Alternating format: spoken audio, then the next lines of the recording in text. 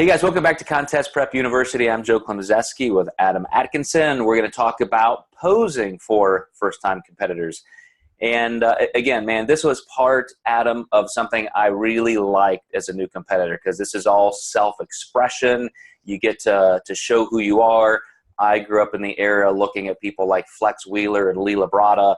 And so, you know, I was really drawn to people who added some style and flair to their posing.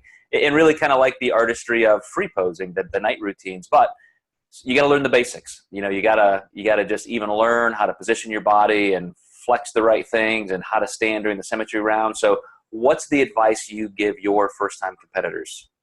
Yeah, definitely to practice that, because you can have one of the best physiques and pose horribly and not display it well. So making sure that you're watching the right type of people online too.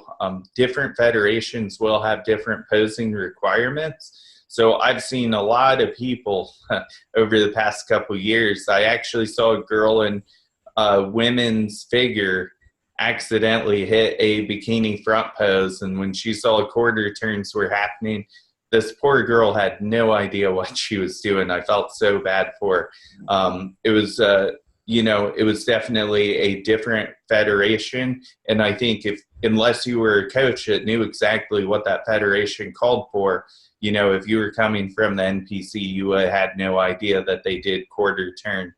And they also did some you know, bodybuilding poses as well, and this person was not prepared for that. So yeah. And you know, one of the things I recommend to do, you know, similar to my advice on getting a posing suit, is look at as many people online as you can. Look at as many photographs. See how many people do something one way versus another way, and then of course you can model that. But proprioceptively, you don't always hit what you think you're hitting in terms of body position. So, you know, elbows up, you know, scapular retracted, that kind of thing. And so I would say not only take plenty of pictures of yourself doing it, because what you're seeing in the mirror isn't necessarily at all what's happening from your vantage point, but also videotape, because getting that three-dimensional view of yourself getting in and out of the poses can really help a lot. That's, you know, if you were a golfer or a baseball player, you would be videotaping your swing.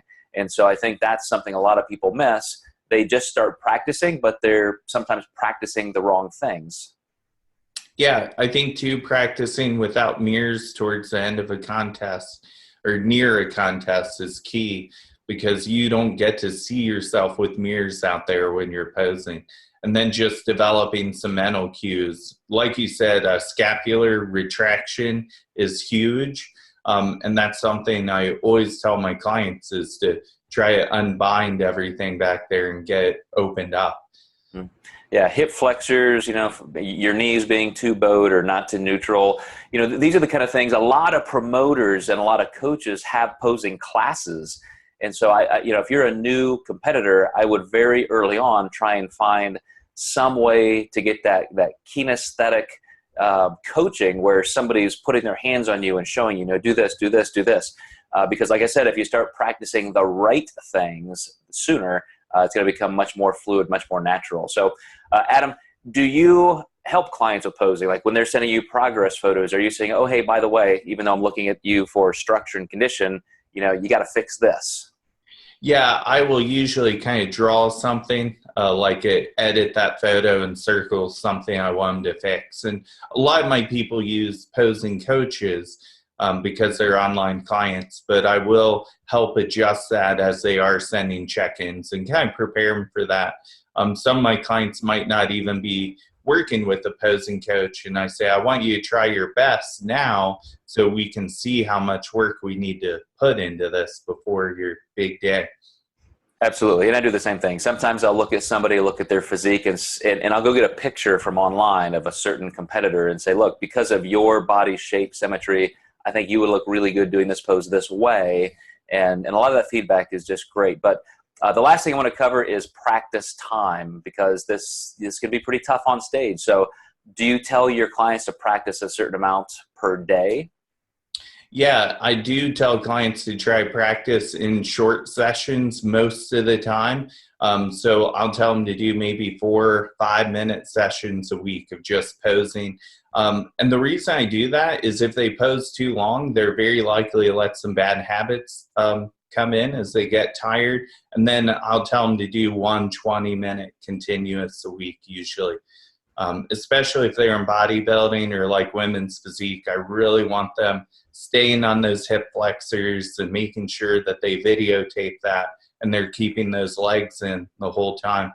I think me and you have both cringed when we've seen one of our clients lose their legs on stage when we know they can win the class if they keep them in. And that's a position I absolutely hate being in, because they do all that work to get conditioned and then they lose that on stage. It's horrifying. No, that has never happened to one of my clients, Adam. We go in and win every time. And I agree. I totally agree. I think instead of long sessions infrequently to very frequently every day, have those short sessions makes it much more natural and easy to do. So hope that helps, guys. Stay with us. Like I said, we're going to spend a long time in this series going through all the things you need to know about your first contest. So stay tuned.